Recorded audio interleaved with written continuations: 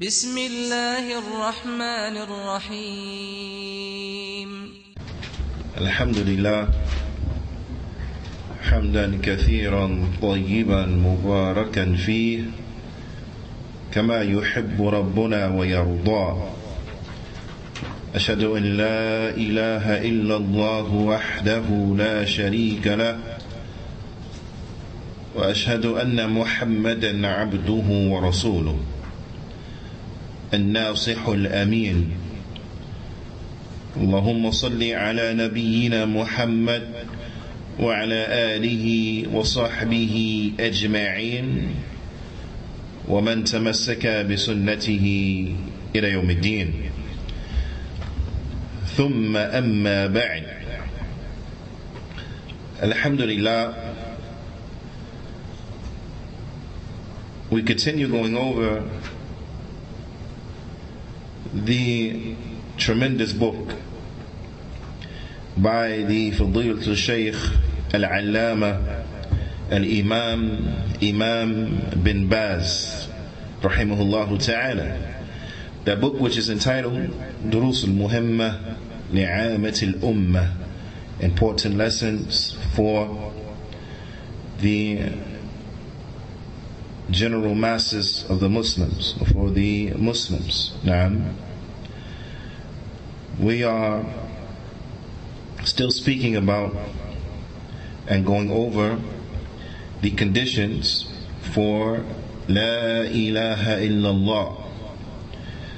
And as mentioned, it is incumbent and very, very important that we study these conditions because of the importance of the kalima of La ilaha illallah.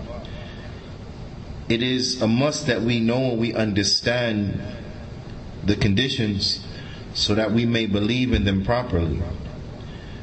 As it has been said, or as it was said to Wahab bin Munabbih, أليس لا إله إلا الله مفتاح الجنة؟ قال بلى ولكن ليس مفتاح إلا له أسنان، فإن جئت بمفتاح له أسنان فتح لك وإلا لم يفتح لك. He was asked, or it was said unto him, isn't La ilaha illallah the key to Jannah? He responded by saying, of course. But he said, however, there is not a key except that it has teeth. There is not a key except that it has teeth. And if you come with the teeth, then the door will be opened. It will be opened for you. And if not, then it will not open for you. So we understand from this that the kalima of La ilaha illallah, it has conditions, it has guidelines and the like.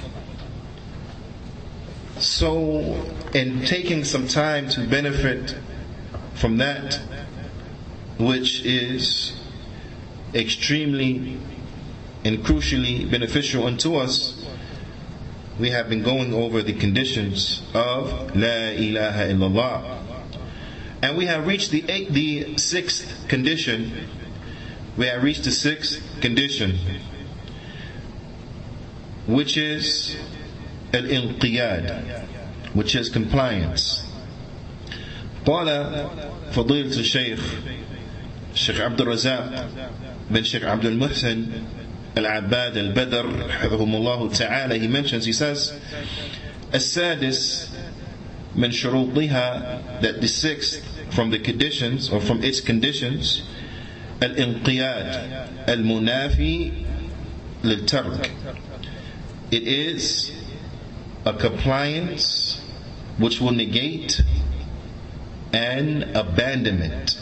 Now, that we are compliant to La ilaha illallah in such a manner that it negates any type of abandonment of it. Naam. The Shaykh, he mentions wal-inqiyad, because this is important to know and just to further clarify and to go over. Because perhaps there are those from the listeners who will not fully understand and gather what is meant by al-inqiyad, a compliance. Naam. What is meant by a compliance? Meaning, the Shaykh explains, a compliance meaning, and it is huwa al-istislam, it is a submission. Naam. That a person submits themselves to La ilaha illallah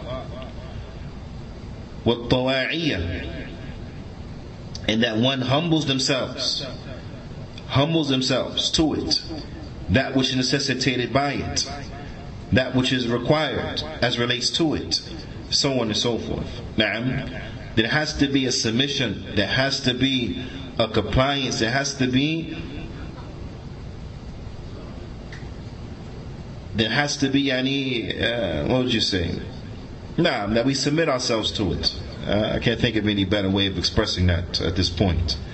وَامْتِثَالٍ لِأَمْرِ اللَّهِ عَزَّ وَجَلَّ, and that is to implement and carry out the command of Allah Azza wa Jal. To implement and to carry out the command of Allah Azza wa Jal. So we're speaking about what? La ilaha illallah. So to implement and to carry out the command of Allah Azza wa Jal as relates to this, then this will mean to do what? To worship Allah and Allah alone. To worship Allah and Allah subhanahu wa ta'ala alone. Naam. As we heard in Salatul Maghrib, Allah Ta'ala's statement, وَمَا أُمِرُوا إِلَّا لِيَعْبُدُوا اللَّهَ مُخْلِصِينَ لَهُ الدِّينَ, and they were not commanded except to worship Allah alone, making all of the religion sincerely unto Him. They were not commanded except to worship Allah alone, to implement and to actualize La ilaha illallah, making all of the religion sincere unto Allah subhanahu wa ta'ala. So that means that their salat was to Allah, for Allah Azza wa Jal. Their dua, their supplication was unto Allah Azza wa Jal. Their dhabh, their slaughtering was unto Allah Azza wa Jal, for the sake of Allah Azza wa Jal. All righteousness, their charity was sincerely for Allah Azza wa Jal. All of the actions of righteousness was for Allah and Allah alone. Rather, we should say all of their religion. All of their religion, they did it sincerely for Allah subhanahu wa ta'ala. This is the establishment, this is the implementation and the actualization of La ilaha illallah, to be compliant in this manner. فَلَا إِلَهَ إِلَّا اللَّهِ. So La ilaha illallah necessitates what? Al-istislam al-abd lillah azza wa jal. It necessitates and it means what? That the abd, yani ta'ni al-istislam al-abd lillah azza wa jal. It means that the slave submits themselves to Allah azza wa jal. Inqiyad li-shar'i, the slave's compliance to Allah's legislation. This is very important, because alhamdulillah we have our deen, we have our way of life that Allah subhanahu wa ta'ala has legislated for us. So what enters into being compliant is that we are compliant to the legislation of Allah Azza wa Jal. We are compliant to the rules and the regulations of our religion. Na'am. وَطَاعَتِهِ لِأَمْرِهِ. And that the slave is obedient to the command of Allah Azza wa Jal. They are obedient to the command of Allah Azza wa Jal. وَلِهَذَا يَقُولُ جَلَّ وَعَلَى. And due to this, Allah Jalla wa'ala, He says in His noble book, وَمَنْ يُسْلِمْ وَجْهَهُ إِلَى اللَّهِ وَهُوَ مُحْسِنٌ فَقَدْ اسْتَمْسَكَ بِالْعُرْوَةِ الْوُثْقَى. And whoever submits his face, وَمَنْ يُسْلِمْ وَجْهَهُ إِلَى اللَّهِ, whoever submits his face unto Allah, and he is a muhsin. He is a muhsin, meaning he is one who implements tawheed. He is one who implements true monotheism. Na'am, true monotheism. If they were to do this, فَقَدْ اسْتَمْسَكَ بِالْعُرْوَةِ الْوُثْقَى, then they would have grabbed and taken hold of the most trustworthy handhold. Na'am. Then they would have grabbed and taken hold of the most trustworthy handhold. This can be found in Surah Luqman, and it's verse 22. What is the most trustworthy handhold? Naam. What is the most trustworthy handhold? The ulama of tafsir, they say, La ilaha illallah. Then it means, La ilaha illallah. Naam. We've heard this before. We've heard this before.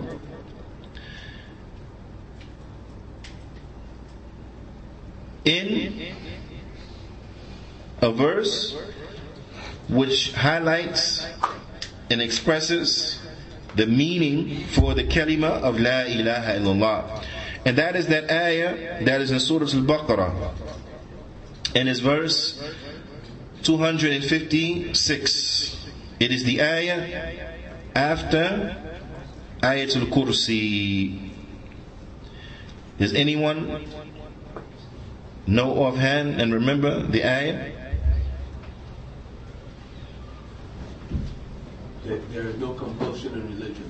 Verily, the straight path is distinct from the path of error. Now, except for those who would grasp the most trustworthy handhold that will never break. No, you're missing a crucial part. Like missing a crucial part. Grab a mushaf. Grab a mushaf. Sure.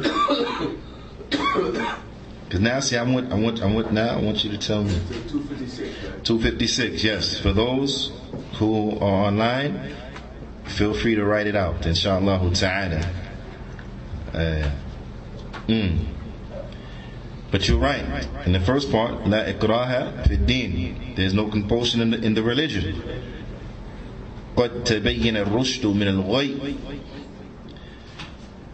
Verily the guidance has been made clear from misguidance. Naam, whoever disbelieves in Taghut, فَمَنْ يَكْفُرْ بِالطَّاغُوتِ. Whoever disbelieves in the false deities.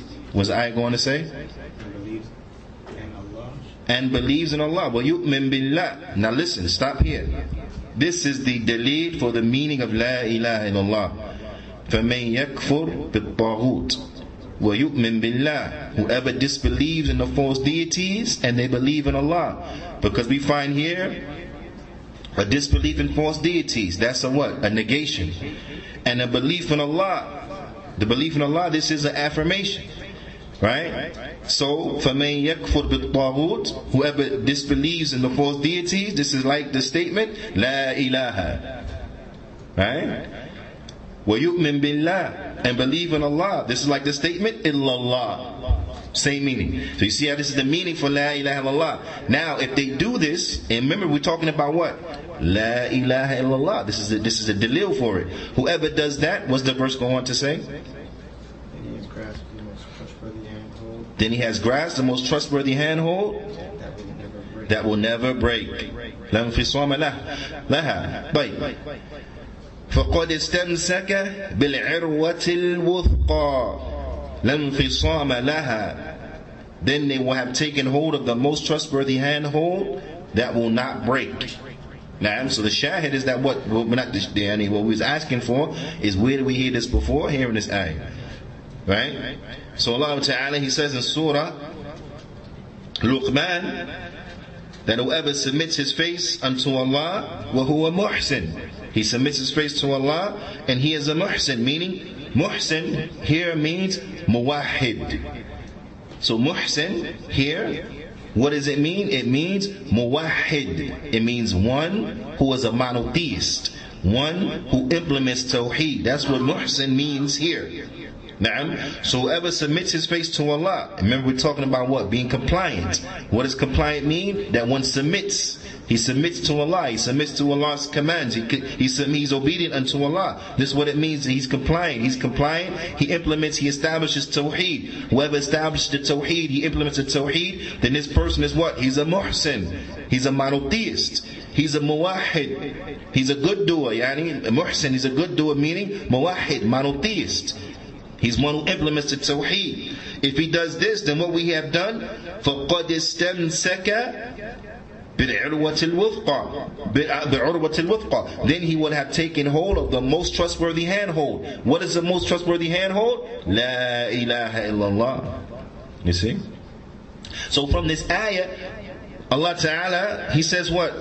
وَمَن يُسْلِمْ وَجْهَهُ, whoever submits his face. So submitting one's face, submitting and being compliant to La ilaha illallah is a must. Is a must. Na'am. So again, that which shows us the proper meaning and that which is a dalil for the proper meaning of La ilaha illallah is the ayah in Surah Al-Baqarah that can be found after Ayatul Kursi, and it's verse 256, where Allah Ta'ala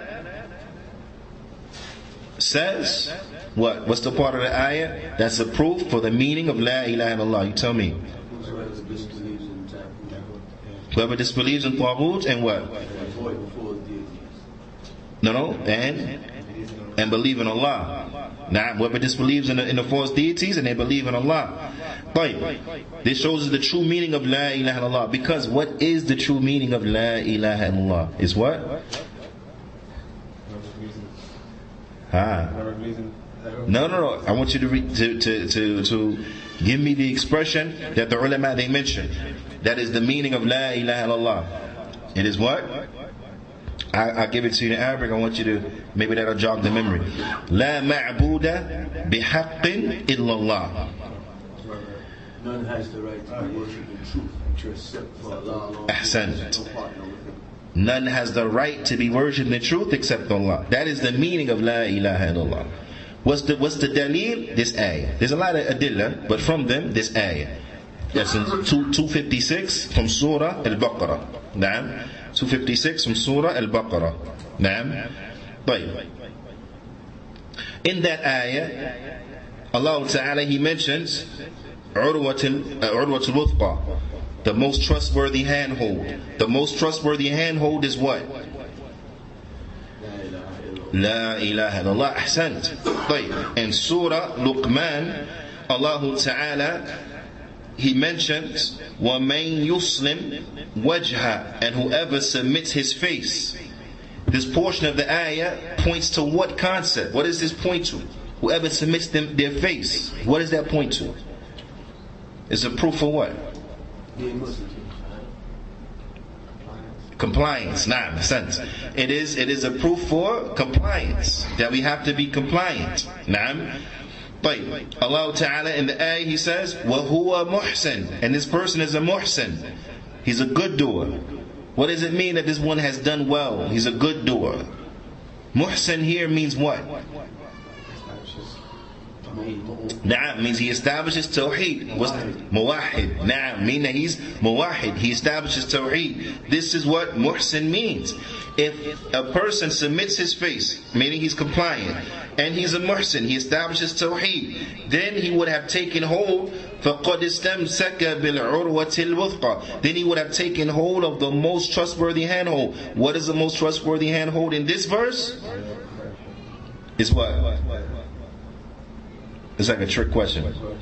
It's like one of those questions so easy it becomes hard. La ilaha illallah. It's the same thing as the most trustworthy handhold in another verse. Right? It's the same. Naam, ahsantum. Tayyib. So we have to be compliant. Naam, so the Shaykh he says, La ilaha illallah. Meaning we have to be compliant to La ilaha illallah. Allah Ta'ala in His noble book He says, وَأَنِيبُوا إِلَى رَبِّكُمْ وَأَسْلِمُوا لَهُ. And turn repentively unto your Lord and submit yourselves unto Him. Turn repentively unto your Lord and submit yourselves unto Him. This can be found, this ayah in Surah Az-Zumar and its verse 54. Now, 54. Right. And turn repentively unto your Lord and submit yourselves unto Him. What portion of this verse points to compliance?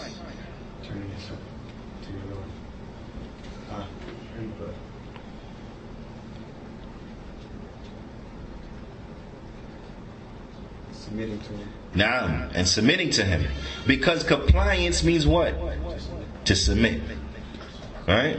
Because compliance means what? To submit. And here we're talking about submitting to La ilaha illallah. Here we're talking about submitting to the commands of Allah Azza wa Jal. And at the head of the commands of Allah is to establish Tawheed. Now, it's to establish Tawheed. But the Shaykh he mentions, he says, "Enqadu wamtathilu." So submit yourselves, be compliant, and act out, put into practice La ilaha illallah. فَأَهْلُ لَا إِلَهَ إِلَّا اللَّهِ حَقًّا. So the people of La ilaha illallah in reality, those who are the people of La ilaha illallah in truth, it is who? Men يستسلمون لله انقيادا وطواعية وامتثالا لأوامره جل وعلا. So those who are the true people of La ilaha illallah, then they are those who submit themselves unto Allah with compliance, with a full submission and humility, and they carry out the commands of Allah Azza wa Jal. These are the ones who truly submit themselves to La ilaha illallah. When we listen and we hear it from this standpoint, right? When we listen and we hear it from this standpoint, there's a lot of things that jump out at us, a lot of concepts, right, that jump out at us. But one of the things that should be very obvious and overwhelmingly obvious is that what? Is that practicing the religion is not an option. Right? Practicing the religion is not an option. And that's something that's very important for us to understand, especially because we live in the lands of the kuffar. Right? And we understand it's a struggle. It's a struggle. It is. For everyone. It's a struggle. And anyone who says it's not a struggle is living in a fantasy, is delusional. It's a struggle to do right, living in America. Let's just be real about the situation. It's a struggle for everybody. Because the society is calling you to do what's wrong. They're glamorizing what is wrong. They're glamorizing un-Islamic behavior and character and characteristics. They glamorize that. Now,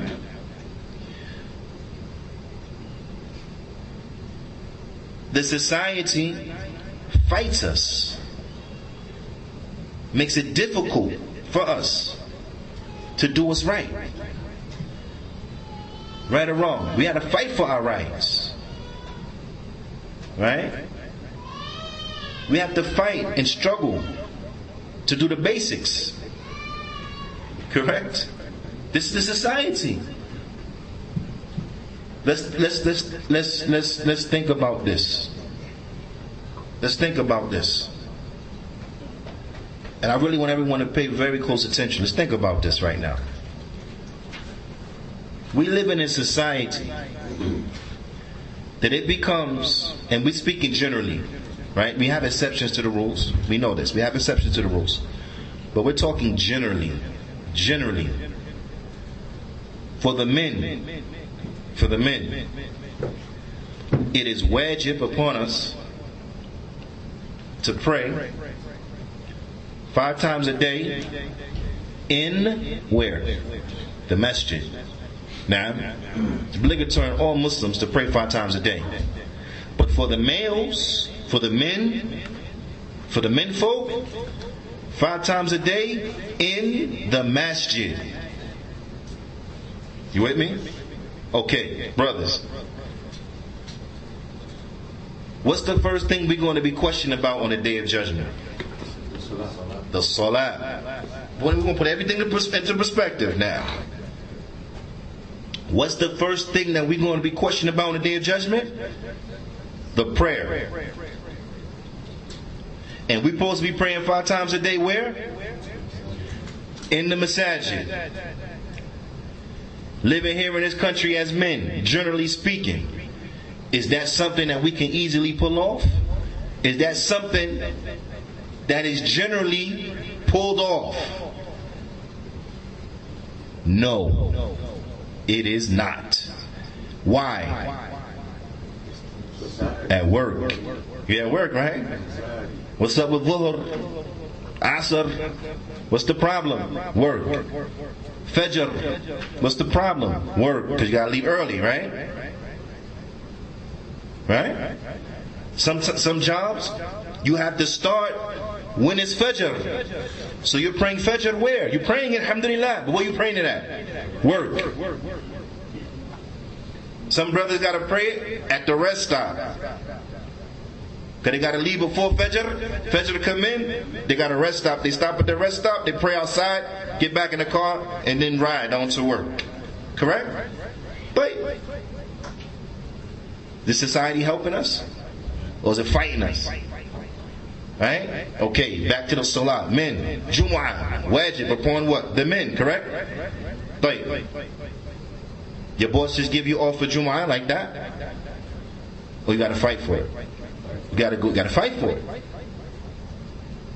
There have been individuals. Look, let's not talk no theory. I have lost out on job opportunities because they didn't want to give me Jumu'ah. Straight up. They wasn't foolish enough to say we're not going to hire you because we ain't going to give you off for Jumu'ah. They not foolish enough to say that because they scared of, whatever. Yeah, exactly. Right? So they not foolish enough to say that. But it was clear that schedule really doesn't work for us. We hear what you're saying? We don't discriminate against no applicant. We don't discriminate against no candidate. That's what they're saying. But that type of schedule is really not what we're looking for right now. We're going to consider you and get back to you with our final decision. Needless to say, plenty of jobs I didn't get. Right? Now everybody can talk their own story. I'm telling you from my own personal experience. Plenty of jobs I did not get. Because they didn't want to give me off for Jumu'ah. That society helping me or is hurting me? Hurting me. And then it's been a few jobs that'll give me off for Jumu'ah. But then somewhere along the line, they fight me over it. They fight me over it. Can you go a little bit late this Friday? No, I cannot. Maybe can you stay and miss this one? No, I will not. I will not. But they try to pull it. They try to pull that. Oh, we scheduled you to work this Friday at this time. This is Jumu'ah. You know how to work on Friday this time. Yeah, I know, but it's a really big, important thing. Hey, I don't care how important it is. It's not more important than what I got to do. I'm not going to be here. They fight you. Okay, what about the Eid? They just give you off for the Eid or you got to go fight for it? You understand what I'm saying? So let's just be real about it. This society don't help us be good Muslims. They don't help us and aid us upon what is the basics. Now, add that into all the stuff they calling us to do from haram. They call us to so much from the haram. Correct? Is music halal or haram? Music is haram, right? Okay, can you go into a store in America that's not playing music? You can't even get groceries. You can't even get oranges and apples and bananas without listening to some nonsense. You can't, in the elevator, come on, you can't even go from floor to floor without being forced in a metal box to hear some nonsense. You can't even escape. You understand what I'm saying? So it is difficult to hold on to the religion here in this land. Not to mention all the shirk stuff that they're calling you to. Magic is shirk, correct? Correct? Right. How many children's stories dealing with magic? All of them. Basically. Correct? What's the one with the slipper? I forget now. It's escaped me right now. The one with the Cinderella. Magic in it, right? Fairy god, whatever. Correct? Magic. The one that ate the apple. Sleeping Beauty. Magic, correct? Come on. Aladdin. Magic, correct? Harry Potter. Magic, correct? And this is stuff that's being marketed to children. Is that not shirk? But to be a person of Tawheed, we got to implement the Tawheed. To be a person of La ilaha illallah, we got to implement La ilaha illallah. They're calling our children to shirk early. They're calling us to shirk. Because it's not like adults don't be watching Harry Potter and all that, whatever. Huh? Reading the books. Books as thick as I don't know what. They read the whole book of Harry Potter, never read Riyadh al-Salihin. SubhanAllah. They read the whole Twilight series, but they never read Bukhaari, never read Bulugh al-Maram, never even read the whole Qur'an from cover to cover. Ever. We ain't talking about this in Ramadan, ever in their life. But they read this stuff.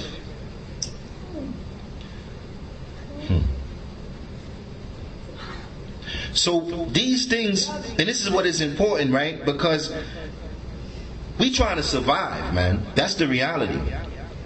We studying this stuff because we want survival. We want survival in this dunya. We want survival in the akhirah. We don't want to be from those people who's in the hellfire. That's not survival. You understand? We trying to survive. We trying to survive. So these classes, I don't want people to walk away from this like it's all theoretical. This is all theoretical stuff. We're just talking in theory. But then how does it translate into your day-to-day life? This is what I want you to be looking at all the time. When you're looking at the lessons, you sitting in lessons, you sitting in lectures, you sitting in the khutbah, sermons and so on and so forth. You're reading through the books, you're reading through the hadith, the Qur'an. How does that translate into your life? What does it translate into? Because that's how you know if you benefit, if it translates into your life. Because the purpose of seeking knowledge is to implement the knowledge. It's not just to say, I know something. It's to implement it. It's to live by it. That's how you benefit from it. You put it into practice. You understand what I'm saying? How many times that we have gone over these things? We put them into practice. Unfortunately, a lot of times there's a disconnection. We don't see the connection between what we're reading and our day-to-day life. We don't see it. You know how I know that? Because a person, how many of the Muslims sit into classes talking about Tawheed, the meaning of La ilaha illallah, and the conditions of La ilaha illallah, so on and so forth, but have seen every Harry Potter movie. Have seen the Lord of the Rings, every movie. Have read the novels for these things that had come from books. So what did you benefit? What did you benefit? If you learned about Tawheed, you know understand what Tawheed is and so on and so forth, and then you find entertainment and shirk. What did you benefit? And we ain't talking about Ahl Bid'ah. I'm talking about the Salafis. Don't act like Salafis ain't watching TV. Let's just be real. Don't act like they ain't watching movies. Let's be real. You mean to tell me they watching movies that's devoid of shirk? That's devoid of... Come on. What are we doing? Really, what are we doing?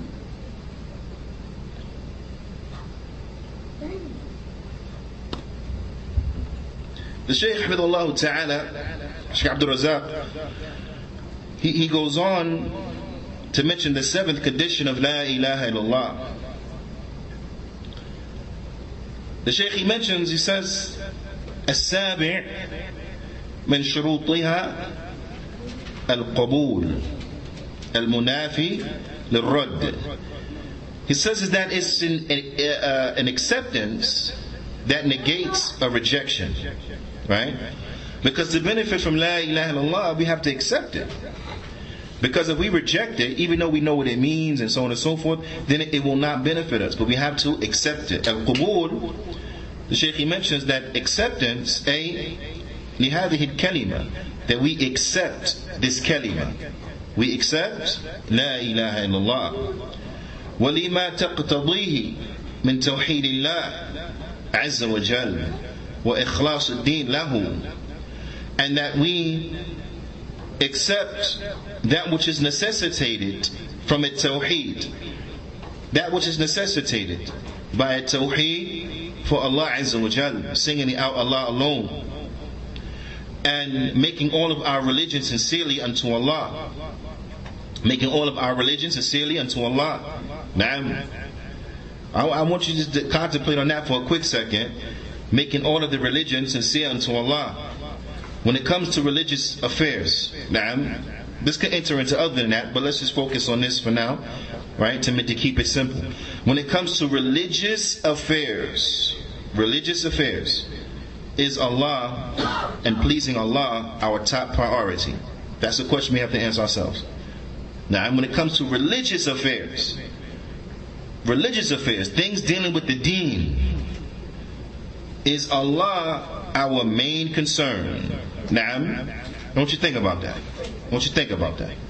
When it comes to establishing this or staying away from that, is Allah our main concern? When it comes to taking a position, is Allah our main concern? Now, I want you to think about that. When it comes to the affairs of jarh wa ta'deel, is Allah our main concern? When it comes to the issues of praising and disparagement, so on and so forth, is Allah our main concern? You understand? Because this whole bab of jarh wa ta'deel is for what? The protection and safeguarding of the religion. Why? Because Allah is our main concern. So when we warn against the innovator, right? We're doing this seeking the pleasure of Allah subhanahu wa ta'ala. Why? To safeguard Allah ta'ala's deen from the bid'ah that the mubtadi' is pushing. Correct? So what is our main concern? Allah subhanahu wa ta'ala. That's our main concern. This person is coming with bid'ah, distortion of the religion, so on and so forth. So we warn against his distortion, and we warn against the person that's propagating the distortion. We warn against the one that's carrying that distortion, the one that's carrying that innovation. We warn against him because that's because Allah is our main concern. Because we safeguarding the religion. We striving to safeguard the religion and show the people what is the truth, and make distinct what is the falsehood, and the who are the people of falsehood. That's the way it should be. Right? But is that the way it is day in and day out with a lot of people? No, it's not. I'm not going to sit here in front. I'm not going to sit here and lie or propagate a lie or a misconception or something which is false, a fallacy. No way. That's not people's main concern. How many people take positions against other people? Why? Because they want to fit in. Why? Because they don't want that crowd turning their tongues against them. So they'll go along with falsehood because they don't want to stand out. Is Allah their main concern? No. They're more worried about what this lot going to say about them than having to stand in front of Allah subhanahu wa ta'ala and now explain themselves why they took that position. You see? La ilaha illallah. If you think that is not that which is supposed to change your life for the better, then you don't understand. You don't understand. It's supposed to change your life for the better, period. Okay? So making all of the religions sincere unto Allah subhanahu wa ta'ala, I want you to ask yourself, where are you with that? You understand what I'm saying? Because the Salaf, what kind of statements we get from the Salaf? There was never the treatment of anything that was more severe upon me than my intention. Why? Because they used to strive to make sure their intention was pure. They used to strive to make sure their intention was pure and fight and battle themselves to make sure that their intention was pure, to make sure that they were doing everything for the sake of Allah subhanahu wa ta'ala. That requires great effort. If you think that it'll come just because and by default, then you are mistaken. You are fooled. Shaitan has duped you, deceived you, bamboozled you. Because he got you destroying yourself thinking you're doing right. You have to look at your intention. You have to interrogate yourself. You have to question yourself to make sure that you're doing what you're doing fi sabilillah, for the sake of Allah, that your religion, that your deen, your way of life is sincere unto Allah subhanahu wa ta'ala. So I want you to have that on your mind. Are you doing what you're doing sincere for Allah? Is all of your religion sincere for Allah? That's the question. Is all of your religion sincere for Allah? Because that's the question we got to battle ourselves with until the battle is over. And the battle is over when it's death. When we dead. That's what we got to battle, to make sure that all of the deen is sincere for Allah subhanahu wa ta'ala. Because if we not going to do that, then what's the point of studying? Might as well close the books and just stop, man. What's the point? What's the point of going over this? If we're not going to strive to make all of our religion sincere for Allah subhanahu wa ta'ala, what's the point? What's the point? Allah subhanahu wa ta'ala, He says, as it relates to the affair of the polytheists, those polytheists, the kuffar of Mecca, the polytheists of Mecca, the idol worshippers, they knew what the meaning of La ilaha illallah was. They knew it. They knew what it meant. They knew what it meant. They knew what it pointed to. They knew what it necessitated by it. They knew all of that. But it did not benefit them. And this is the point I'm trying to make.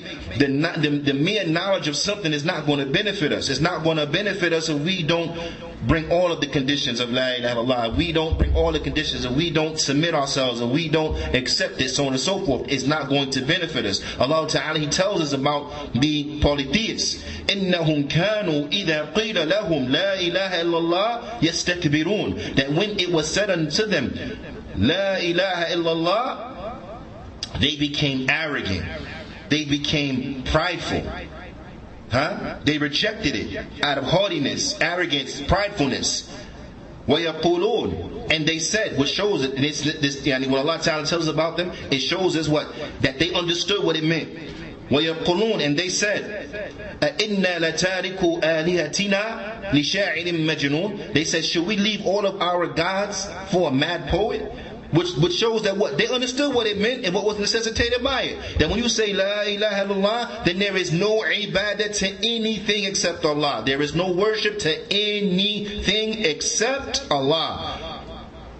So they understood what it meant. That if they said it, they had to leave all their false deities. So they said, are we going to leave all of our deities for a mad poet? They knew what it meant and they rejected it. So therefore what? It didn't benefit them. The kuffar. So in order for us to benefit from La ilaha illallah, then we have to accept it. And these ayat can be found in Surah As-Safat, verse 35 and 36. 35 and 36 from Surah As-Safat. And in that is a proof that we have to accept it. And if we don't accept it, it will not benefit us. فَذَكَرَ مِنْ حَالِهِمْ, the Shaykh, he mentions, حفظه الله تعالى, so Allah mentioned from their situation and from their state, أَنَّهُمْ أَبَوْا أَن يَقُولُوا لَا إِلَهَ إِلَّا اللَّهِ, that they refuse to say لَا إِلَهَ إِلَّا اللَّهِ. وَإِن يَقْبَلُوا هَذِهِ الْكَلِمَةِ, and they refuse to accept this kalima. وَمَا دَلَّتْ عَلَيْهِ مِنْ تَوْحِيدِ اللَّهِ, and that which it points to from the Tawheed of Allah, wa ikhlasuddin lahu, and making all of the religion sincerely unto Allah. They refused this. They refused it. So them knowing what it meant didn't help them. Why? Because they didn't accept it. They rejected it, so it didn't benefit them. So if we want to benefit from La ilaha illallah, then we have to accept it. And then the Shaykh Hafidhullah Ta'ala, he goes on to the 8th, right? But we're going to leave that to the next class, because to mention it now will make this class a lot longer than what was anticipated. So we're going to suffice bidnillahi ta'ala, as the saying it goes, خير الكلام ما قل ودل لا تطل فيمل. The best speech is that which is short and to the point. Don't be long-winded, because then people get bored. فنكتفي بهذا القدر. وصلى الله وسلم على نبينا محمد وعلى آله وصحبه أجمعين، وجزاكم الله خيرا.